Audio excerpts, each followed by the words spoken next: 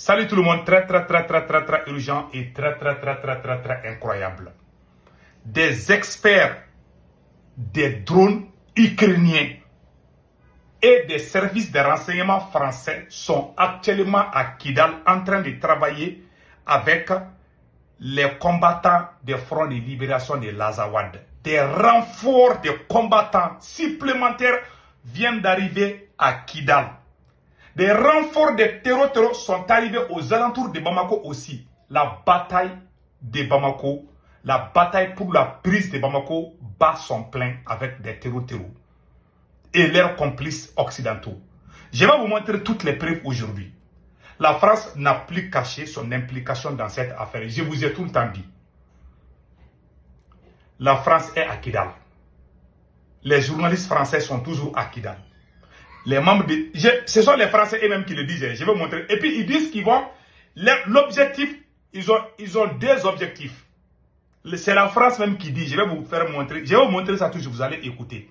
La France dit qu'elle est là, qu'elle va faire partir tous les régimes qui travaillent avec les Russes. Tous les pays qui ont les bases russes seront victimes de tentatives. C'est-à-dire qu'ils vont faire partir tous les régimes, c'est-à-dire faire partir Assimi Goïta, faire partir Général Tchani et faire partir Capitaine Ibrahim Traoré. C'est ça leur objectif. C'est ce qu'ils ont dit ici. Ils ont juré qu'ils ne vont pas s'arrêter là. Donc, je vous laisse écouter et après, on va décortiquer. Mes frères et sœurs, prions pour le Mali, pour le Burkina et pour le Niger. Écoutons cela.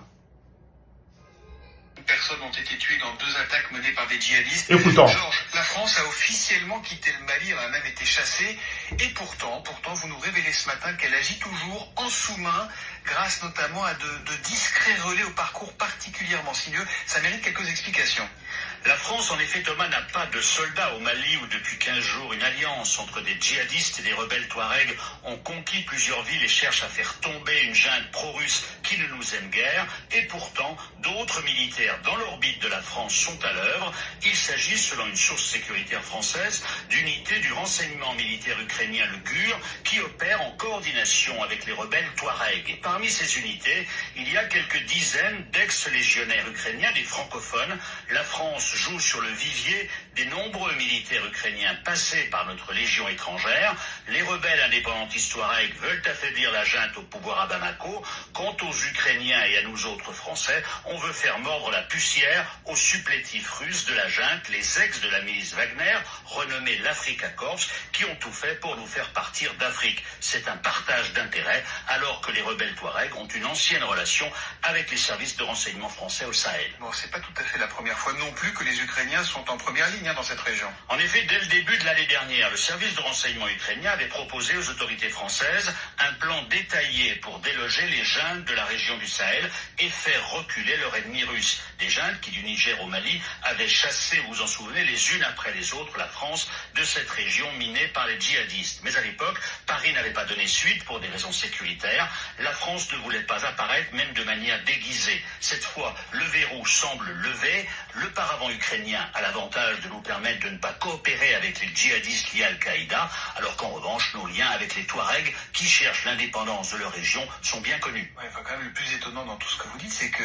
ce jeu d'alliance, il se fait au final au profit des djihadistes. Vous avez commencé votre propos en disant que les rebelles et les djihadistes sont alliés en ce moment. C'est un jeu d'alliance surprenant, c'est vrai, sans remettre à des Ukrainiens qui aident des rebelles Touaregs associés à des djihadistes qui sont nos ennemis.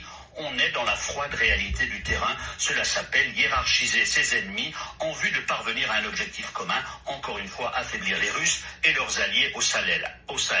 Alors face à une situation quand même délicate, la France limite son aide opérationnelle à ses relais ukrainiens, à du soutien technique en matière de transmission notamment. Ce jeu de billard à plusieurs bandes avait été repéré et dénoncé l'an dernier par plusieurs pays du Sahel, mais sur le terrain, ce front commun anti-russe et anti-junte marque des points, on l'a vu depuis 15 jours, et l'été dernier déjà, les militaires maliens et leurs supplétifs russes avaient subi une défaite sévère dans le nord du Mali. Interrogé hier soir, le ministère des Armées à Paris nous a répondu que si les militaires ukrainiens avaient quitté la Légion étrangère pour servir l'Ukraine de la manière qu'ils jugent utile, la France n'avait pas d'autre commentaire à faire. Oh, c'est un monument de langue de bois, ça, comme réponse que c'est obtenu du... Donc vous avez tous entendu. La France est désormais avec l'Ukraine ensemble pour faire partir Assimi Goïta. Je vous ai dit, voici enfin la vérité. La vérité est là enfin.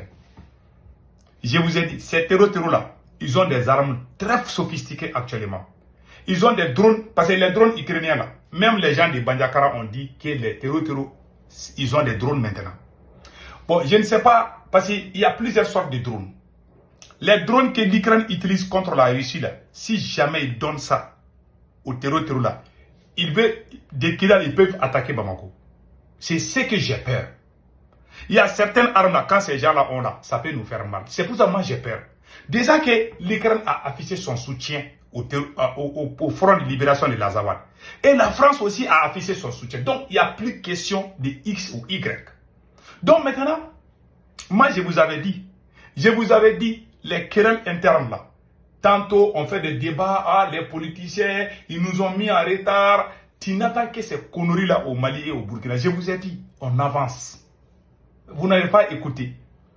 Vous avez commencé à insulter tout le monde. Vous avez pensé que seuls les militaires peuvent tout faire. Quand on essaye même de corriger un peu, il y a des moutons qui sortent pour nous insulter. Aujourd'hui, la France ose parler parce que la France sait qu'elle est en train de gagner au Mali. L'objectif est très simple. Tous les pays qui ont les bases militaires russes, ils vont faire partir tous ces régimes. C'est le plan qui est là. Ils ont déjà. C'est-à-dire que l'OTAN, vous vous rappelez bien, et le général François Dicon a l'habitude de dire ça il y a 2 ans. Le général français a dit qu'ils vont retourner au Mali, que dans 10 ans, 15 ans, que la France va retourner au Mali, défendre son intérêt. En tout cas, la France est de retour maintenant. La France est déjà au Mali, à Kidal. Ils sont en train de faire des installations de drones pour préparer la bataille. La bataille. Ça sera l'une des plus grandes batailles dans l'histoire. La bataille pour la prise des... Ils ont déjà fait des hypothèses comment ils vont prendre Bamako. Les terroristes ont déjà fait ça là. Je vais vous montrer ça.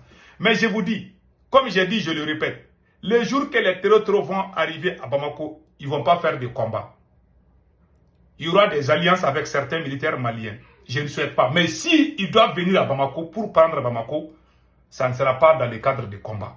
Je vous ai dit. Les négociations sont là. Assimi Goïta même le sait. Voilà pourquoi Assimi Goïta est paniqué. Donc, je vous laisse écouter ce côté-là. Voilà. Fin 2024. Dans la région désertique du Sahel, le GSIM, groupe de soutien à l'islam et aux musulmans, une filiale d'Al-Qaïda, a considérablement gagné en influence. Le 14 novembre, il s'empare de la ville de Kati et capture l'homme fort du Mali, le colonel Assimi Goïta, qui était au pouvoir depuis un coup d'État en 2020. Les djihadistes sont alors à 15 km de Bamako. La France a dit ça il y a 2 ans, bientôt 3 ans. Maintenant, après la prise de Assimi Goïta, quand ils ont annoncé que les djihadistes ont pris Assimi Goïta, n'est-ce pas? Maintenant, qui va devenir président? Écoutons maintenant. Depuis Bamako. 10 jours plus tard, Yad Ag-Ghali, leader historique du GSIM, s'avance sur la terrasse du palais présidentiel et proclame le califat du Mali. Le Sahel s'enflamme et le GSIM sème la terreur dans la région. Voilà, vous avez tous entendu. Là, c'est une hypothèse que la France avait dit. Et puis, tout ce qu'ils disent, ils le font. Nous, on est là en train de dormir. Nous, on est là en train de dire, ah, les politiciens, ils sont mauvais, il faut fermer les mosquées.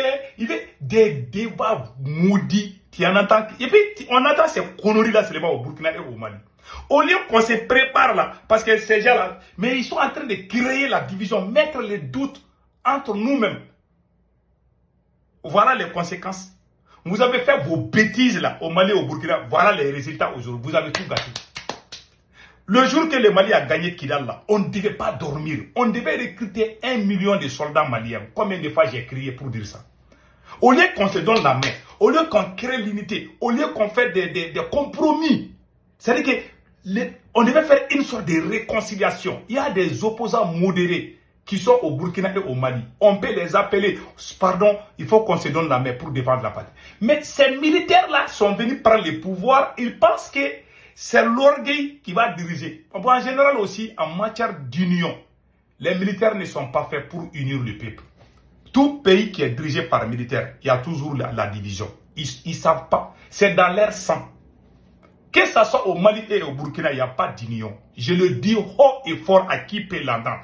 Il y a trop de divisions. Je le sais, je connais la mentalité des militaires. Même si vous êtes 10 personnes, vous êtes ensemble, 30 ans, vous êtes amis. Vous vous mettez ensemble pour soutenir un groupe de militaires. Ils vont créer la haine entre vous. Ils sont comme ça. Voilà pourquoi ils ne peuvent pas gagner cette guerre.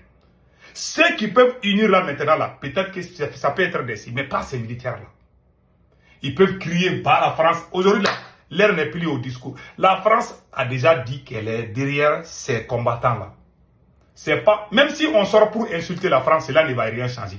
On va acheter des armes, on va faire des recrutements, on va combattre. Voilà la solution. Même si la France a déjà montré qu'elle est avec les terroristes. Ça, ce n'est plus caché. On va faire comment? Qui va venir, qui va aller frapper Macron dans son palais? Personne. Ils ont déjà montré leur position. Ils veulent que les 3 présidents de l'AES soient chassés. C'est l'objectif de l'OTAN. Chasser la Russie. Chasser tous ceux qui ont amené la Russie. Pendant ce temps, vous êtes à Ouagadougou et à Bamako en train de dire « Ah, il faut fermer les mosquées. Ah, les musulmans là, ah, ils sont comme ça. » Vous avez oublié la France. Et regardez ce qui se passe aujourd'hui. Voilà les résultats. On pensait que c'était déjà fini. Hein. L'homme noir, c'est comme ça.